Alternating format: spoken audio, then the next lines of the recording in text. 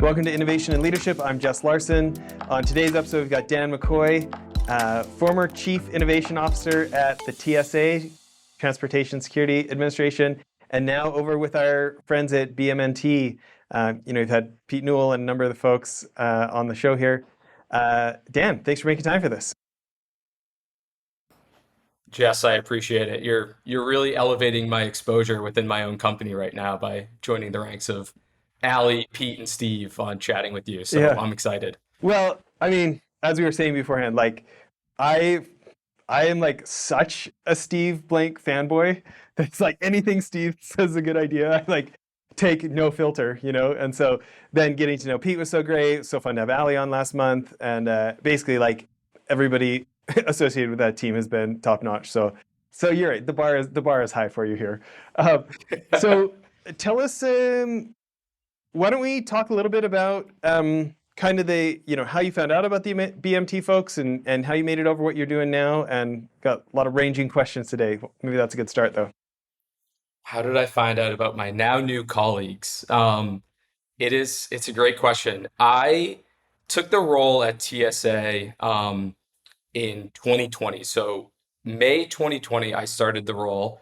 I accepted the position. I always joke, right at 2 weeks to flatten the curve.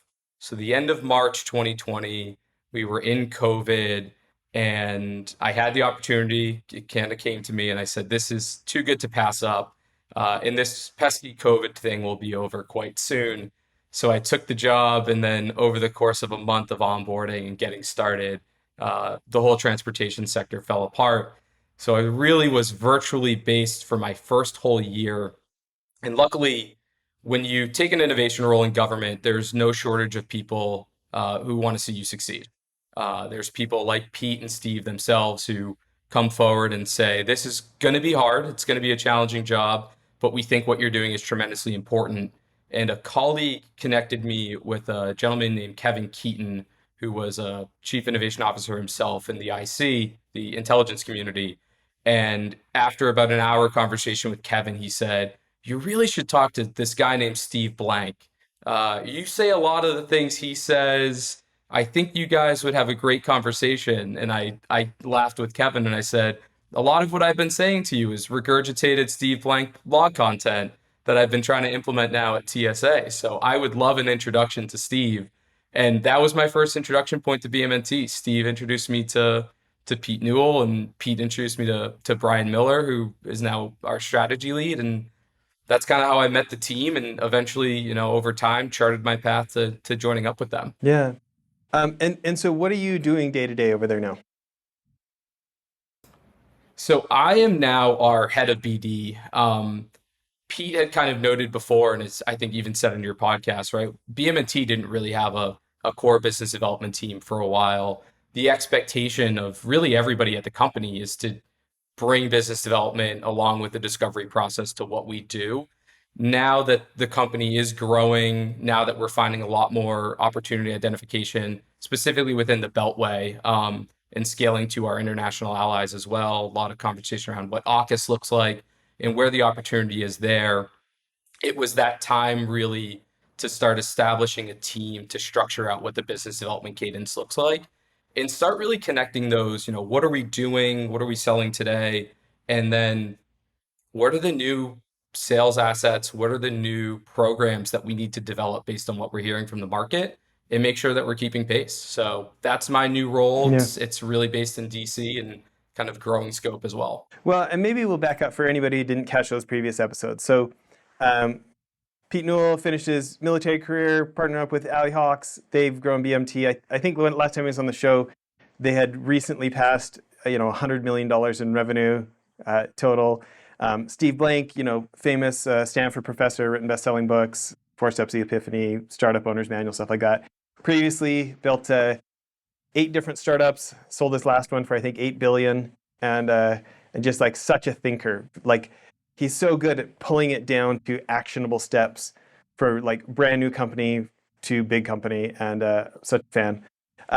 So Right. Let's talk a little bit. Innovation at the TSA.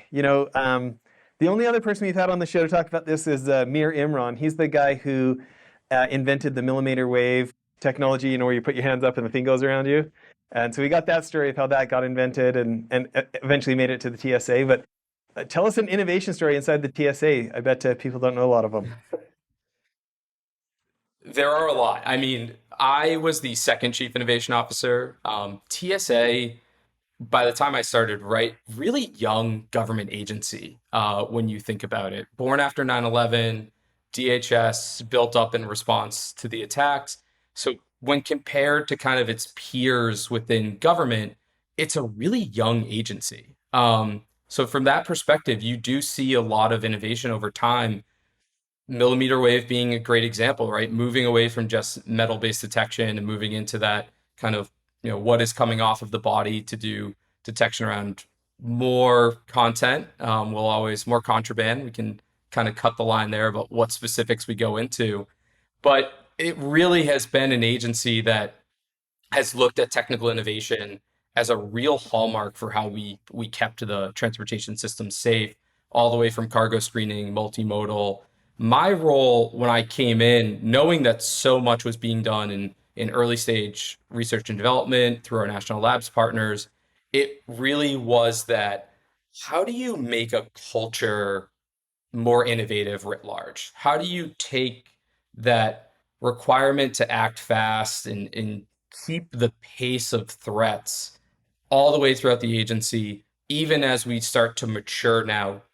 Our Administrator Pekoski would kind of say, we're leaving that startup stage. We're leaving our 20-year startup stage in the life cycle of becoming an agency. How do we keep some of that attitude, that pacing, while recognizing that we do need to standardize some of the ways that we hire people? Not to say that they weren't standard already, but how do you bring in a little bit more stability to some of the delivery aspects while keeping that energy of innovation? So my job was kind of that. How do you maintain the inertia of innovation while all of the rest of good advice says really become this bureaucratic engine that works day to day on just pure government agency and pure simplified solutioning. So that was my main role day to day was keeping that culture alive and kind of shaping the way that it works. We have some amazing innovations. I should change my pronouns now. TSA has some amazing innovations. I can't not talk about the amazing work that the RCA team is doing with biometrics, specifically the process by which we reached out to Apple to work with Apple on mobile driver's licensing. I think that's something that people will start to experience state to state as it rolls out, and really looking at not just security as an improvement to reduce the number of threats and incidents in response to intelligence coming through, but do it in a way that actually also alleviates the stress and the burden on officers and passengers is just something that over the next few years is really going to show the best of what TSA can do from a technology component. My team put out recently, and I love to talk about it, the TSA Innovation Doctrine. So, in partnership with Steve and Pete, when we were pulling them in, we wanted to put together a kind of guidance sheet on not the step by step process to do innovation. A lot around TSA was premised around the standard operating procedure, which is what officers get to go through. And, it's this simplified guide of how to do your job and how to be an officer. We didn't want a step by step guide. We wanted some key tenets and some core doctrine to say, if we think like this, if we act like this, if we look at problems in a new way, if we look at innovation in a streamlined, replicable process that's scalable, we'll naturally be a innovation organization at our core. So we put that together over the course of a year and started rolling it out and started rolling out piece components of it as well. And I really think we were the first in government to say, we want innovation, we want transformation at the core of what we do. And I'm happy to say it's transitioned beyond just me, and it continues to thrive and shape the way that TSA develops new programs. So this is interesting. When Terry reached out about having you on the show, I thought this would be interesting because even though most of our audience is like CEOs, founders, investment fund managers, like there's so many parallels. Like I think about Clayton Christensen before he passed away had started a firm called Innosight, really based off a lot of like the disruption innovation work that he'd done at Harvard. And we had one of his partners on the show, And like they've got this book called Dual Transformation about this idea of like how do you not mess up the cash cow that's paying the bills while also innovating, knowing that essentially Yeah, the bureaucracy is going to eat your innovation for breakfast. Like they're going to be like, hey, those guys are making money. Why are they stealing the budget? Why did those kids get the special toys? We're the ones making the money. Like all this friction, right? right, And like even in small businesses, this happens, right? Like you look at our company, Greystoke Networks. We make podcasts like mine for other CEOs. Like we line up all the guests, and all they do is show up, right? And it's like we're realizing how much is possible now that YouTube's become the #1 podcasting platform in the world. And we're essentially like we're no longer a podcast right. shop. We are a YouTube podcast shop because YouTube will go out and find an audience for them, right? So we added a third to our staff this summer. Like we're like actively doing all these things, except we can't mess up everything that pays the bills, right? Even though that company of mine is quite a small company. Um, like I'm super interested in talking about navigating the friction and what it looked like for you guys. I before my other company, Influential Leaders, where we teach like managers how to become coaches, right? Before that, I had worked at a different management consulting leadership training company, and TSA was a client. And so I got to hear about some of the Got it. bureaucracy, and I got to hear about some of the, staff not showing up on time, but still not being able to fire them, problems, right? And so, like Yeah, the bureaucracy is real or can be, right? So, tell us, yeah. You can't be. it, Sorry. tell us about this idea of, not messing up what's working while still inventing the future. Yeah, it's a needle to thread for sure. It really is. There is something to be said of innovating within, I always called it innovating within highly regulated spaces is hard. Innovating sometimes in the aviation sector, innovating in the automotive sector can be challenging. These are high risk scenarios that require a lot of test and evaluation, but it happens over time and it's a requirement to, continue to push the envelope forward, really predicated on safety and now sustainability and things like that. Now look at TSA, and it's innovating within a highly regulated entity that regulates highly regulated entities. It is going to have this force multiplier effect of how you can do innovation.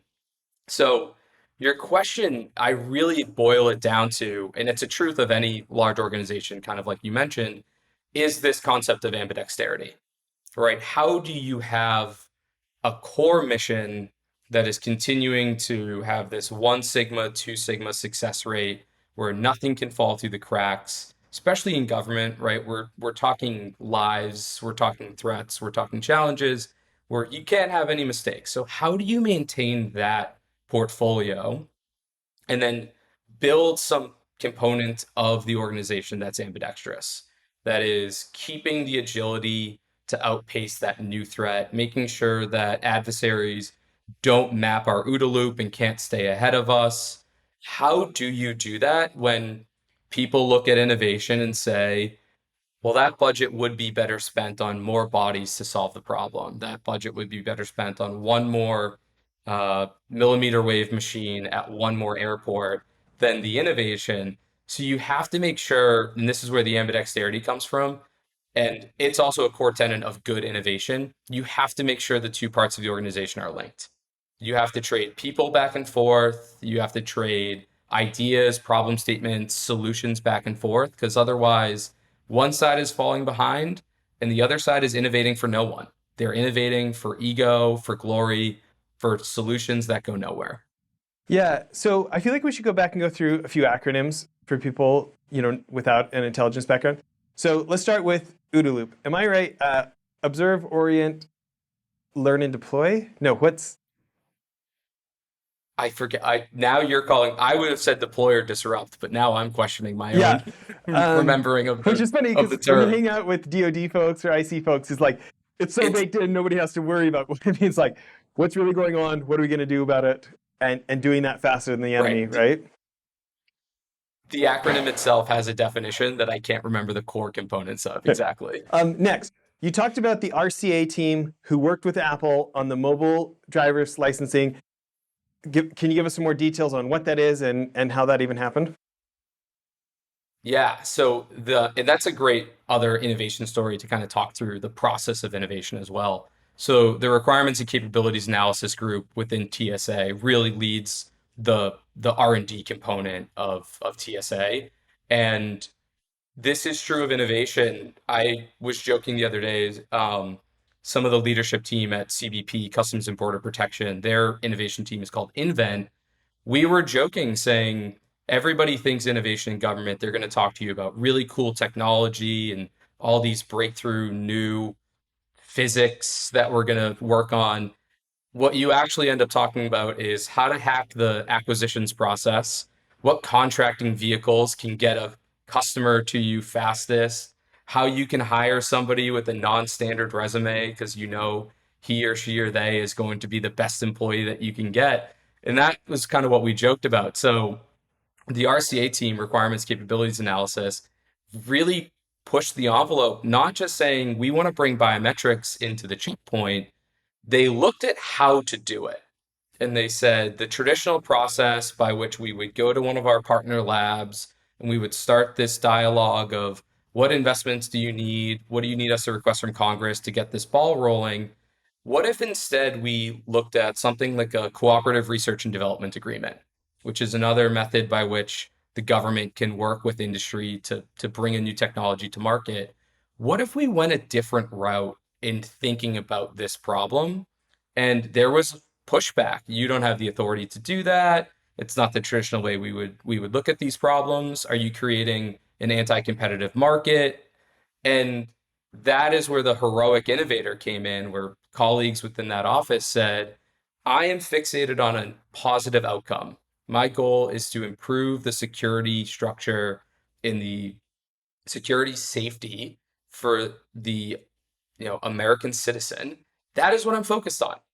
I'm going to work to that and I'm going to be hyper focused on getting there as fast as possible.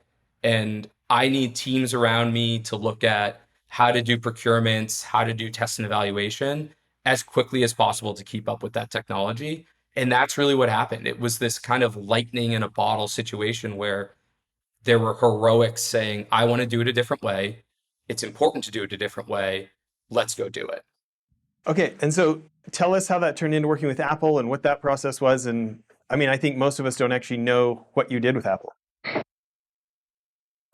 So Apple is in concert with the deployment of some of these TSA machines, introducing mobile driver's licenses. So they're working with individual states to kind of bring that technology to market. So the partnership with Apple really was, if you think through the times you brandish your ID, the times you take it out of your wallet, you take it out of your purse, and you present it to someone for authentication, the TSA is one of the first ones that comes to mind for folks. The distributed liquor stores, bars all around the world is probably the number one, really, but it's just too hard of an audience. So TSA was a great partner for them to come in and say, we're thinking about this. It's coming to life. Is there a way that it works with your operating environment so that there's feasibility to the deployment? People will have a reason to have this on their device. Yeah, I look forward to not carrying any cash, not carrying any cards, not carrying ID, and just holding onto my phone. Phone and Apple Watch, that's just everything now will be run off of this. No. Yeah. So let's talk about it because so many people have constraints in their organizations, even if they are the founder or CEO. They've got a bunch of staff, and these people run this, and people are defending their turf, and that's not how things are done around here. Can you talk about just cutting red tape and actually making something like that a reality? It's the day-to-day job really of a chief innovation officer, as far as I'm concerned, especially within government, is BMNT calls it discovery a lot of times. Where are we going in and kind of canvassing and discovering an organization? It's identifying reasons that innovations fail and problems continue to go unaddressed or opportunities unseized. So we would sit down with people that either came to us or we'd go and we'd source new problems and we would say, what happened or what is stopping you from solving this yourself, and really just work back through that process to try to identify where the main points of friction were that we had a little bit of credibility and a little bit of leeway to go in and address. within government, one quick example, there's this process called the ATO, so the authority to operate.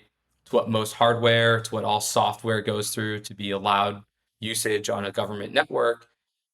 Due to staffing, due to the tools at disposal, more often than not, though, due to policy that kind of doesn't really understand the intricacies of software development and DevOps and things like that, it can take up to a year just to go through the process of confirming this piece of software is safe to run on our network. And now we'll go through the process of bringing it on board. Those barriers didn't just stop innovations in their tracks, they stopped innovators from even bringing problems forward. They took a large swath of the working population and they said, I really want to solve this problem, but I'm helpless to even get it done because I know these issues are in place. And that was our main job. We came in and said, we want to find those friction points. Like I said, it's not this cool technology, it's finding ways around contracting and acquisitions and in policy. We want to go map them and we want to start to take a critical lens to each step in the process because every step is just slowing down that new innovation. So that's what we did. We worked with our CIO shop at TSA to go through what it means to get the ATO process down. We worked with the Department of Homeland Security, Science and Technology team around new types of small business innovation research grants, OTA authority, so other transaction authority. How do you get small businesses and emerging technology in the door quicker? We worked with partners within TSA to run prize challenges. We took over our internal crowdsourcing platform called Idea Factory, all in this effort of saying these are the core apparatuses of an innovation shop. Now we just need to make them work faster. We need to make them work in that ambidextrous organization where they're serving everybody within TSA, but kind of play by a different set of rules that we're figuring out along the way of where we can streamline and expedite these processes. Um, Steve Blank and I, in one of our conversations, I was calling it Appendix I. So, where's your Appendix I authority that says, because I am the Chief Innovation Officer, because I am working with the Chief Innovation Officer, I follow Appendix I. And that says, my request for support goes immediately to this person. My budget immediately gets signed off on if it's within this span. Um, my contracts immediately go into this framework for rapid action. And that's what we tried to build was this Appendix I authority to say things that need to get done quickly should follow this process. I have so many questions. I'm having a hard time deciding which one to go for next. Um, well, let's do this. Before I ask those questions, let's just go through a couple stories. Since 2020, tell us about a couple of new cool things that exist. A lot of them are still, and this was because we had this amazing group that was doing all of this research and development. One program that I started that really started to bear some success was a program that at the time was called Local Innovation for TSA, aka LIFT, and now just goes by LIFT. It's kind of like OODA loop, right? Now it's just LIFT. It doesn't matter what it used to stand for. And the idea of the program was based on TSA headquarters, especially during the pandemic, became kind of isolated from the field. If you think of the operating environment, there's 440 federalized airports, there's some international red team, there's some international attaches supporting the transportation market in our allied countries. And that creates a really wide working environment for innovation. And we looked and we said the vast majority of the workforce is not at headquarters. Does the vast majority of the workforce feel that they're part of TSA innovation? Do they think that they can raise a concern, identify a new opportunity, and then bring it to someone within their local organization or somebody at headquarters and say, I want to work to solve this. I want to work to make my organization a better place? Or are they isolated?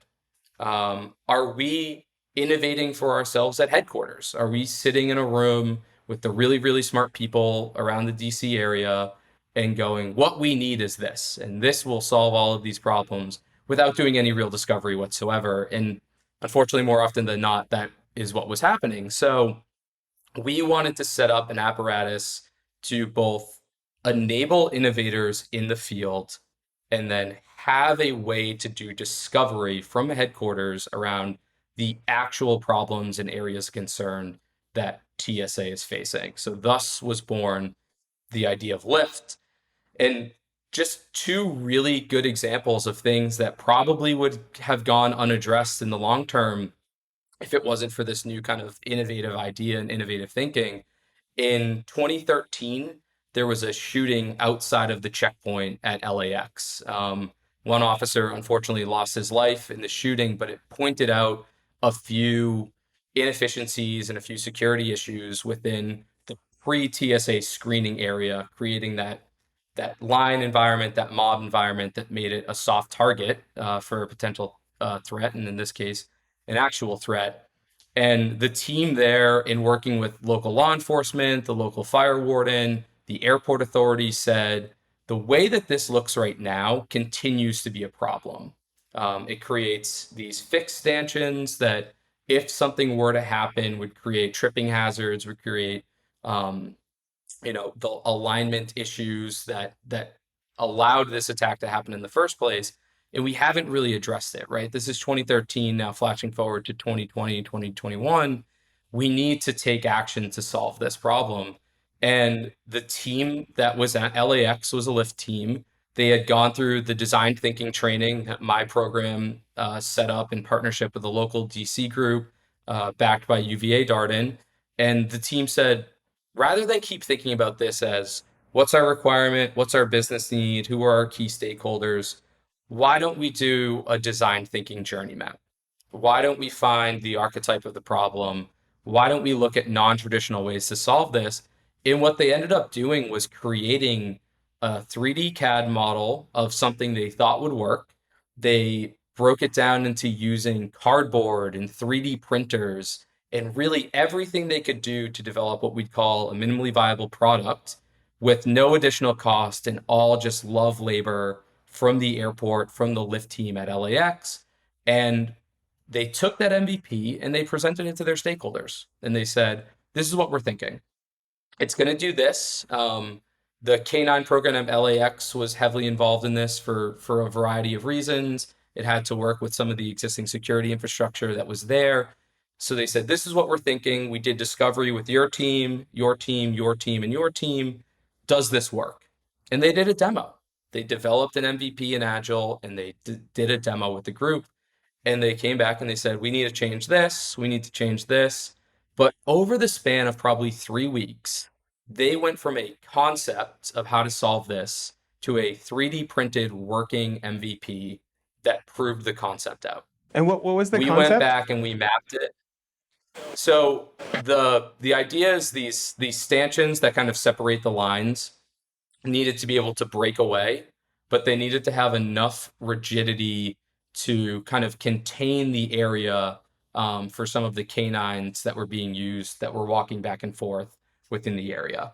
Um, so that was the problem at hand, was how do you maintain that security requirement, but also have it that if the terminal did kind of need to flood and people needed to get out of that area, they would easily break away and they weren't these very fixed stanchions that caused the tripping issues in 2013. So they developed one. They said, we're going to do it fast. We went back and we looked and we said, had anybody followed the traditional process of, we identified the problem, we drafted the requirements, we brought a vendor in to do analysis, we drafted a request for information, we put an RFP on the street, we went through competitive bidding, it would have taken a number of years to get something into place. They did it in the span of 3 months. And now, not only is that scaling from beyond just LAX to other airports, it's intellectual property, it's designs that TSA owns. So the people who sat down and took the time to think through this problem own the IP. So now we're licensing it back out and saving money in the long run by going, we had a problem, we had a non-traditional way of addressing it, and it's only for the benefit of the agency. And to me, it might not be that shiny, cool example that listeners kind of expect from a chief innovation officer. But I think one of the core tenets of good innovation in government is empathy. This was a problem that dramatically affected this airport. An officer lost his life in the process of this happening, and it drove them with this level of grit that we want to solve this. We want to see it addressed. And it might not be a new, really cool piece of software or an iPhone-esque application, but it is a brand new solution adding value to a place that did not exist before. It's the true essence of innovation. It's interesting. It makes me think about like the lean methodologies where they're constantly saying like, if you put the framework that the people closest to the problem are likely the ones with the best idea for what to do about the problem. It takes humility on the leadership part, but it so often produces a better answer.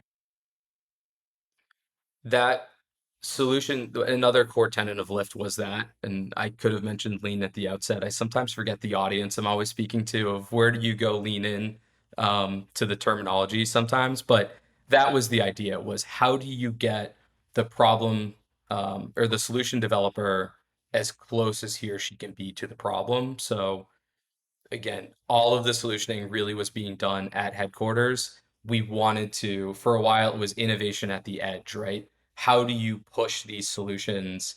And how do you push this knowledge and this trust of you can do this yourself, you can solve this yourself, and we, in the innovation office are here as a backstop for you. How do you build that trust, and then how do you get that education out into the field? Was really the core idea behind Lyft. Yeah. I'd love to talk about that because you talked about culture of innovation. There's some people that would, it's easy to claim, but harder for people to prove, right? There's a lot of CEOs that get on a microphone and talk about their culture of innovation at their company, whatever, right? And there's a lot fewer employees that would say that they've got one, right? And I think this is a big one. I mean, how many folks have the employee suggestion box, and nobody's emptied it this quarter, let alone this week, right? And it's like training staff not to put their good ideas in because nobody, like even if it did get emptied, nobody came back and told them why we're not even going to try your idea. So it's like, Right. we've kind of trained our work staff, our workforces across all sorts of industries, like, hey, it's like the military joke of like, if we wanted you to have a brain, we'd have issued you one at basic training, right? It's like you're just here to do what you're told. And like talk about Yeah. discouraging, talk about people not liking their jobs when they're not really supposed to bring their whole brain to work. Like, and then you see those organizations where it's like it's like leaders at headquarters are requiring the senior leaders to require the middle management to require the frontline management to have a 5-minute stand up every day with the whole team who's got an idea on how to make this Yep. process 2 seconds faster, or like those organizations where it's like there is accountability that somebody actually listened to that frontline person and then the team discussed, are we going to try it or not, or these kind of things. Like it's fascinating what those people create. There's a company out here in Utah called OC Tanner. They make like if you've been in a company for 20 years and they give you the gold watt, I don't know if that even happens anymore, but it's like that kind of like rewards and appreciation stuff, right? They make this Yeah. one pin. So their head of this stuff is a guy named Gary, who's great. We had him on the show, and they have this one pin that when he started his career there, it took 28 days for the turnaround on that item. And when he came on the show, they had it down to 60 minutes. And then I went and listened to him speak at a conference 18 months later, and it was down to 30 minutes. And it was just that constant, like, I love what Lyft standard for. I don't remember what the rest of Lyft was, but local. Starting off with what's Yep. the local answer? Like I was really getting that vibe. So I like commend you on being able to do that within government because a lot of us are skeptical that government can do that, right? It's incredibly. So I started it. I came into the role and really, when I met with the leadership team, there was a position description. I had one predecessor before me who was a senior executive on loan from London Heathrow.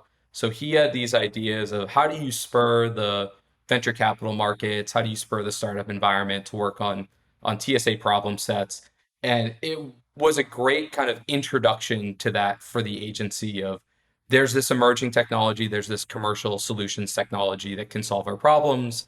It's not designed bespoke for us, but working in tandem with this group, we can start to something that I think government needs to hear is we can start providing revenue to these companies, right? There's all this idea of how do you invest in dual use and how do you use the venture arm and use the government's money to as a VC. Some of these VCs and their companies want revenue. They want to know the government's an addressable market for what they're putting together. So that was a great start. When I came into the role, I sat down with the leadership and I said, what are the expectations? What do you guys think? And they kind of joked and said, we brought in a chief innovation officer to design also what a chief innovation officer should do, right? We pulled you in from industry. You have a background in this. You tell us what to do, which to me was this greenfield, expansive, oh my God, who gets this opportunity to go do discovery? And there's so many concepts of are you an investor? Do you start an incubation lab? Um, do you index hard on design thinking and lean? What do you make this organization so that it brings the most success to the agency?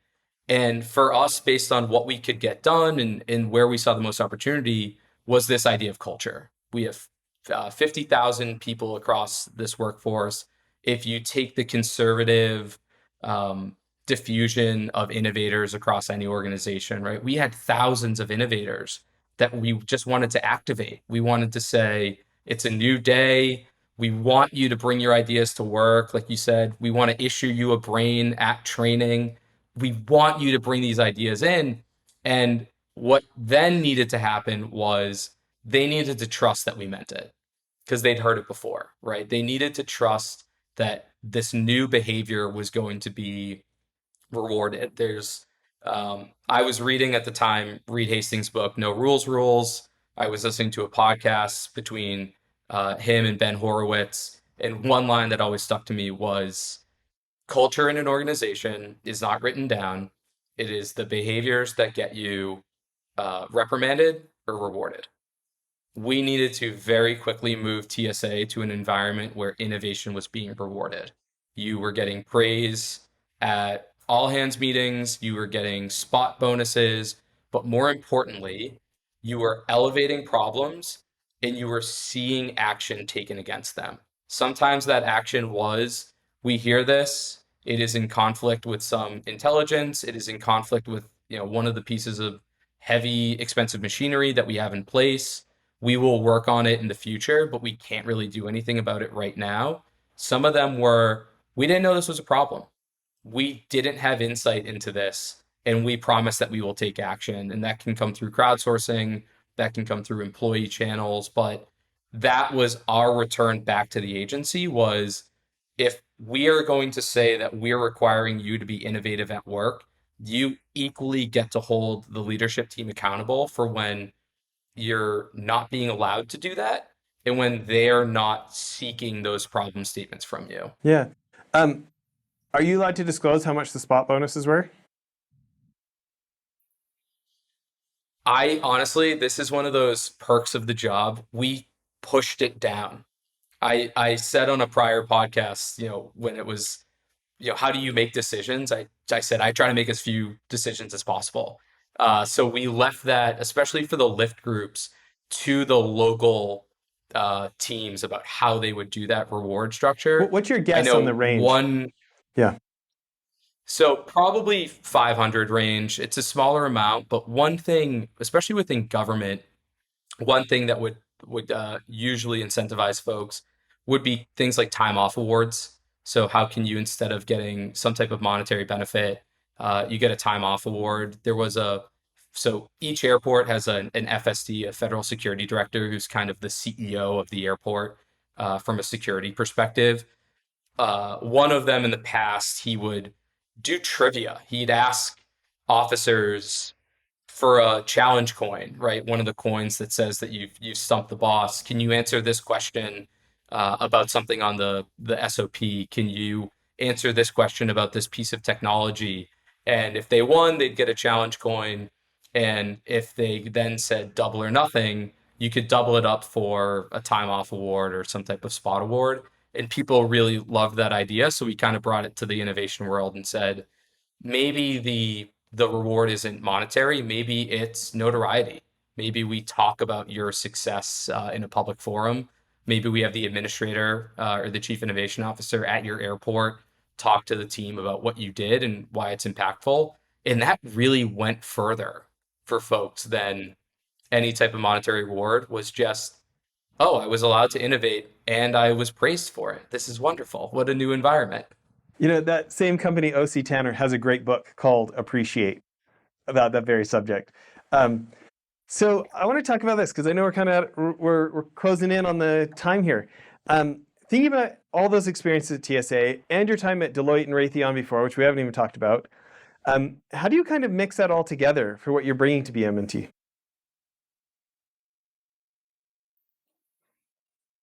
I Somebody asked me this the other day. They said, "Can you chart, your path to where you are now?" And I just went, "It's meandering. It's all over the place." Um, but it always kind of falls back on this. I would get an itch for something new 3 months into a role. I'd come in and whether it was a sense of arrogance or just, kind of a new, fresh set of eyes, I would look at some component of the job and I would go, I think there's a different way to do this, and I'm being awarded the trust and I'm being awarded the space to try something new. Again, to your point before, as long as we're maintaining what we need to get done. And I would have no problem burning hot and instead of just typing numbers into an Excel file, I'd spend 5 hours trying to redevelop a process before I just did the standard process as it existed. And that really was the trajectory that set my career path. So at Raytheon, it was always okay. I understand how we're doing this finance development. We're building this foreign arms package. Can we do it faster? Is there a way that we can kind of look at the process of revenue forecasting to realize revenue faster? Great. Moving on. Within Deloitte, it was client service work for a while. How are you optimizing an organization for one specific component? And then, really, for me, my interest started to then shift to how are we optimizing consultancy? Where are we looking at growth? And that's what Deloitte Catalyst became, was how are you going to market with a new innovation business model? And that really shaped my, oh, I like this. I like this strategy work of how are you bringing new ideas to market? And then with TSA, that becomes a little tricky. Um, Within government, it's hard to think 100% like a startup, no matter how close you want to think like that. You can't identify a new opportunity and then immediately move into that space. You need authorization from Congress. You need approval from appropriators to spend money that way. There are those checks and balances in the process to make sure that you can't go entirely rogue. But bringing that concept of how do you move into new areas and new authorities and develop new strategies for solutioning was always what I was thinking through. And that's how I ended up at TSA. And I think the success we saw at TSA and the benefit of BMNT is I don't have to build that here. That is the foundation of the company. It is a innovation, transformation consultancy predicated in this idea that these Stanford born, Silicon Valley born methodologies of how startups have been so successful have applicability in government. And it's proven time and time again, not just through the work that we did at TSA, but through work at Defense Logistics Agency, through work at ARPA-H, through work at Army RICTO, where if you bring these ideas into a government organization, you tweak them a little bit, it's incredibly beneficial, not just for the constituency, but for the folks that work there. And that's kind of how I ended up here. Yeah. Um, so this might be a funny question, but um, I love the idea of companies hiring their former clients. Like I am right now, I've got a very senior client who's been a client for maybe like 7 years and is closing in on retirement age, but isn't like quite ready to be done. And I'm like actively saying like, hey, when, call me first when you're done. Like when I used to work at, as I mentioned, I used to work at a different leadership training consulting firm before I started my own. And like I was in charge of the naval special warfare clients. Well, special operations and intelligence agency. So um, this woman, she used to be a Seahawk pilot. Went to DLA for Farsi and was one of the first female officers over at Naval Special Warfare, having all these. I mean, talk about friction. All these dudes who've never had a female commander, 20 years into the career, all of a sudden get one. So she knew how to deal with certain things. Anyways, when she was done with her time in the Navy, I was like, please, please, please come work for me. It was the best thing ever. Like she had been an aide to a 3-star admiral, so she taught me how to interact with them. It was so great of like understanding the world I was trying to sell into, and so much guidance, helped me understand what acronyms meant. So many like, hey, you may not want to say it like that. You might want to think about this, and like, it was like she was like my mentor who worked for me. You know what I mean? So it seems like BMT did a smart thing, having you be a client that they've now hired. But if you were going to recommend that philosophy to other founders and CEOs, I mean, I said why I like it, but why do you recommend it? It is a lot of that. I almost want to say, first and foremost, that tonality, right? Is the way you say it. And BMNT really, as a company, right, has this core philosophy that's been so successful, but sometimes it seems locked in and it's this you can innovate, do this type of process. Having somebody come in who had been the recipient of it, it's easy for me to go, this word just gives people heartburn. This word is better in its place. You're saying the same thing, you're achieving the same outcome. It's just form fitting this into, the operating environment that this person wants it in. So for me at TSA, a lot of people in the innovation space, and BMNT doesn't do it to a large extent. It's really individualized, but um, would say we need insurgents. We need people in different parts of the organization who think differently about innovation and the work to get done. And we need insurgents all over the place. If you say you need insurgents in organizations in the government, there is somebody who is red in the face, ready to flip a table over and say, that's antithetical to what we're trying to get done. We need people who are trusted and doing the process over and over again. Why would you need an insurgent? So just that kind of that term sheet of how you phrase things is really important. But the other is and I've been experiencing this a lot now with my role is sitting down with people in BMNT who are getting frustrated around, I want this to move faster. I really want to see these problem statements. Like the client is right there. They're ready for this breakthrough. And we're just hitting this friction point after friction point and reminding them to empathize with their client and what he or she is facing. There are so many aspects of government that are set up not to see somebody succeed, but to just be a step in the process.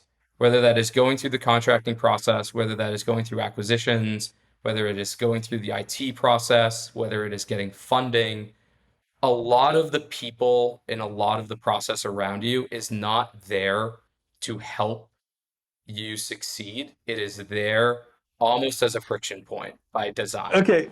So reminding some of my colleagues, it may seem like he or she hasn't responded to an email. It may seem like they are getting cold feet around what we want to do next.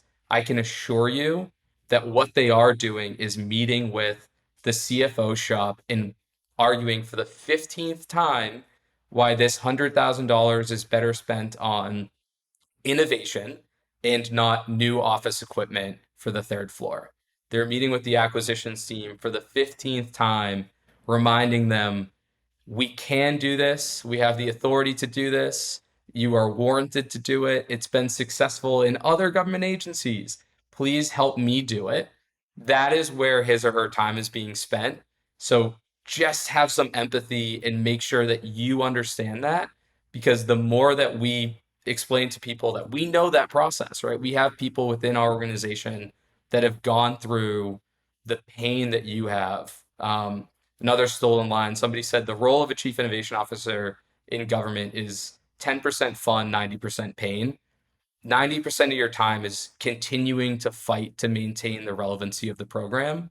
And even after wins, even after rolling out new solutions and changing the culture, the inertia to snap back is always there. So that's really what I've been bringing, I think, to the BMNT now is take a pause, have empathy for what we're trying to get done and what your client's trying to get done, because the intrinsic role is harder than just the innovation role. Yeah. Sorry, a little bit of a soapbox dismount right now. I apologize.